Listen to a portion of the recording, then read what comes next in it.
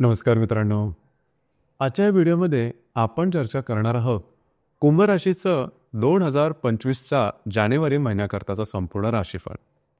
कुंभ जी रास आहे ती 7.5मध्ये चाललेली आहे. खास करून कुंभ राशीमध्ये शनीचं भ्रमण आहे. तर गेल्या साधारण 2-2.25 वर्षापासून गोष्टी तुमच्या मनाप्रमाणे होत नाही. छोट्या गोष्टीमध्ये सुद्धा अंदाज चुकणं, आपल्या अपेक्षेप्रमाणे गोष्टी न होणं, समोरच्या व्यक्ती वेगळ्या वागणं आणि जवळ प्रत्येक कार्यामध्ये अपयश येणं आणि त्यामुळे कॉन्फिडन्स खूप कमी होणं, अशा प्रकारचे अनुभव तुम्ही बऱ्याच वेळेस अनुभवलेले असतील.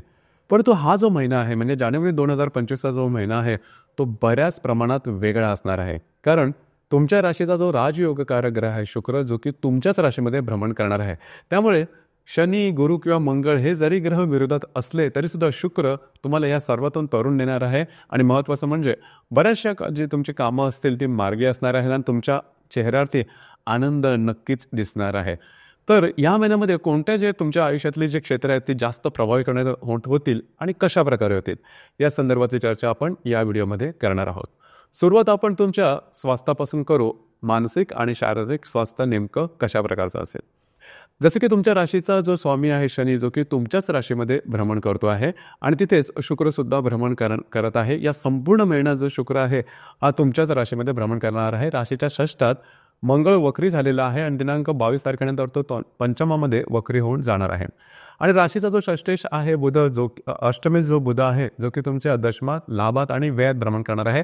लाभ स्थानामध्ये बराच कालावधी करता राहणार आहे. एकंदरीत सांगायचं झालं तर या संपूर्ण महिना तुमच्यासाठी अतिशय उत्तम असणार आहे. अजिबात काळजी करू नका. जी कामं तुम्ही हाती घाल ते सहजपणे पूर्ण होताना दिसतील. आणि महत्त्वाचं म्हणजे गेल्या साधारण 2-2.5 वर्षामध्ये ज्या गोष्टी होत नव्हत्या त्या आता मार्गी लागायला लागतील. इथे एकच गोष्ट थोडीशी महत्त्वाची आहे. या संपूर्ण महिन्यामध्ये तुम्ही बऱ्याच प्रमाणात ॲक्टिव्ह राहाल. तुमचं फिरणं वगैरे होईल, ट्रॅव्हलिंग होईल, पवित्र धार्मिक स्थळांना भेटीगाठी देणं, अशा प्रकारचे काही चांगले अनुभवसुद्धा येतील आणि त्यामधून तुम्हाला चांगले अनुभव, आध्यात्मिक अनुभवसुद्धा मिळू शकतील. मनःशांती ज्याला आपण म्हणतो तशा प्रकारच्या सुद्धा काही गोष्टी घडू शकतील. फक्त थोडंसं फिरणं वगैरे जास्त होईल. तिथे थोडंसं स्वतःच्या आरोग्याकडे लक्ष देणं गरजेचं राहील. बाकी जर काय म्हणायचं झालं तर हा जो संपूर्ण महिना तुमच्यासाठी अतिशय शुभफलदायी असणार आहे. तुम्हाला मानसिक किंवा शारीरिक थोडेफार राहतील, पण मानसिक त्रास तसे काही येणार नाही. त्याच्यामुळे तशी काही काळजी करू नका. कुठल्या गोष्टी समजा नवीन करायच्या असेल, नवीन कार्याची सुरुवात करायची असेल, हा जो संपूर्ण महिना तुमच्यासाठी शुभफलदायी असाच असणार आहे. यानंतर आपण चर्चा करू की तुमचा आर्थिक स्तर आहे हा नेमका कशा प्रकारचा राहील. 3 जे ग्रह आहेत ते तुमच्यासाठी महत्त्वपूर्ण राहतात. मग खास करून बुध, गुरु आणि शुक्र, यामध्ये शुक्र अतिशय महत्त्वपूर्ण आहे. बुधचा ग्रह आहे हा तुमचा पंचमेश आहे, त्याचप्रमाणे अष्टमेश आहे, जो की तुमच्या दशम, लाभ आणि व्यय स्थळामध्ये भ्रमण करतो आहे. आणि राशीचा जो धनेश आणि लाभेश आहे गुरु, जो की तुमच्या चतुर्थात भ्रमण करतो आहे आणि तो वक्री आहे. आणि शुक्र जो तुमच्याच राशीमध्ये भ्रमण करतो. तर एकंदरीत हे तिन्ही ग्रह तुमच्यासाठी अतिशय फेवरेबल आहेत. म्हणजे आर्थिकदृष्ट्या काळजी करण्याची अजिबात आवश्यकता नाही.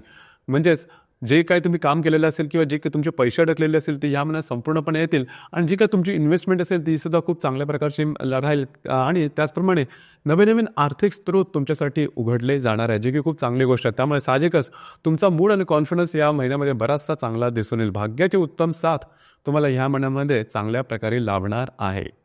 यानंतर गृहसौख्याबद्दल सांगायचं झालं तर राशीचा चतुर्थ तुमच्याच राशीमध्ये भ्रमण करतो आणि राशीच्या चतुर्थात गुरु आहे, तो वक्री आहे. तरी पण फारसा काही काळजी करू नका. घरातल्या व्यक्तींबरोबरचे नातेसंबंध अतिशय सुमधुर अशा प्रकारचे दिसून येतील. घरातल्या व्यक्तींबरोबर कुठे बाहेर फिरायला जाणं हा योग येईल.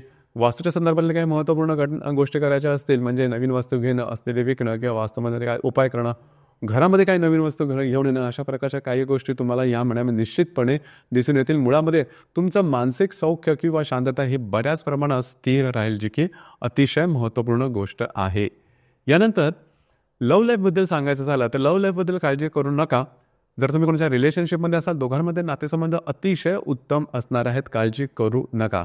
आता इथे एकच गोष्ट आहे की मंगळ जो ग्रह आहे तो 22 तारखेनंतर तुमच्याच राशीत येणार आहे आणि पंचमेश जो तुमचा बुध आहे तो 25 तारखेनंतर व्ययात जाणार आहे. साधारण 25-26 तारखेनंतर थोडंसं जर तुम्ही रिलेशनशिपमध्ये असाल तर तू महिमेसारखे प्रसंग येऊ शकतील. गोष्टी थोड्याशा टोकाच्या होत्यात असं वाटू शकेल, परंतु काळजी करू नका. तोपर्यंत हा संपूर्ण जो महिना आहे हा तुमच्यासाठी चांगला राहील. फक्त साधारण 25 तारखेनंतर गोष्टी थोड्याशा तुमच्या दोघांमध्ये जे इंटरॅक्शन असतील त्याकडे थोडंसं लक्ष देणं गरजेचं राहील. दुसरी महत्त्वाची गोष्ट म्हणजे ज्या गर्भवती महिला आहेत त्यांनी स्वतःच्या आरोग्याकडे लक्ष देणं गरजेचं राहील. आरोग्याच्या संदर्भातले काही त्रास डोकं वर काढू शकतील. लागणं, कापणं, खरचडणं किंवा अशा प्रकारचे शारीरिक दुखापतीच्या संदर्भातले काही त्रास होऊ शकतील, तर त्या संदर्भात काळजी घेणं महत्त्वपूर्ण राहील. याचप्रमाणे जे विद्यार्थी वर्ग आहेत त्यांच्यासाठी मात्र हा संपूर्ण महिना चांगला राहील. काळजी करू नका. काही मोठे प्रॉब्लेम किंवा कॉम्प्लिकेशन्स तुमच्या समोर येणार नाही. त्याच्यामुळे तसे काही प्रॉब्लेम येणार नाहीत. मात्र अगदीच बिनधास्त राहू नका. तुम्हाला तुमचे प्रयत्न करणं गरजेचं राहील. वैवाहिक जीवनाबद्दल सांगायचं झालं तर इथे थोडीशी महत्त्वाची गोष्ट आहे, कारण तुमच्या राशीचा जो सप्तमेश आहे रवी, जो की लाभात भ्रमण करतोय 15 तारखेनंतर वेळात येणार आहे.